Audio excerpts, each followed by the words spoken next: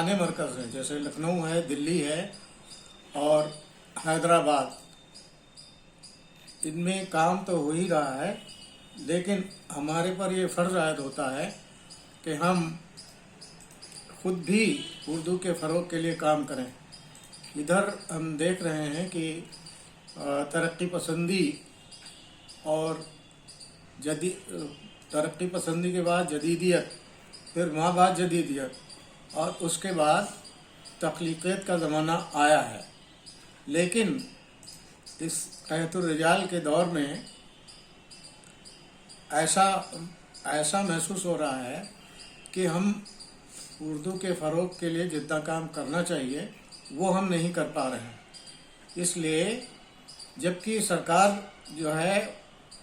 वो हमें सरकार जितनी भी सरकारें हैं वो ये चाहती हैं कि उर्दू का भी फ़रोग़ हो जैसा कि दूसरी ज़बानों का हो रहा है।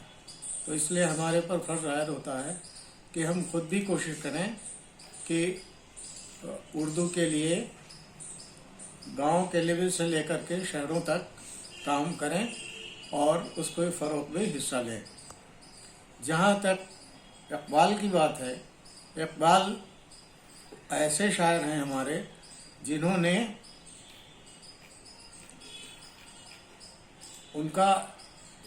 उनकी पैदाइश तो सियालकोट में हुई थी, लेकिन उस ज़माने में उन्होंने हिंदुस्तान के बारे में, राम के बारे में, गौतम के बारे में ऐसी नज़में लिखी थीं जो बाहमी रब्त और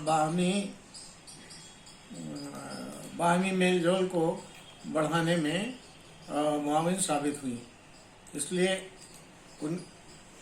मुझे ऐसा महसूस हो रहा है कि जो मकाम रविन्द्रनाथ टैगोर को दिया गया था वही मकाम उन्हें भी मिलना चाहिए था, लेकिन तासुबात की बिना पर उनको नज़रअंदाज किया गया। हमें फ़ख्र है कि हमारी ज़ुबान का ये अज़ीम शायर जिसके साथ ज़्यादती हुई उसका कंट्रीब्यूशन हमेशा याद किया जाएगा और रहती दुनिया तक उनकी अहमियत को तस्लीम किया जाएगा।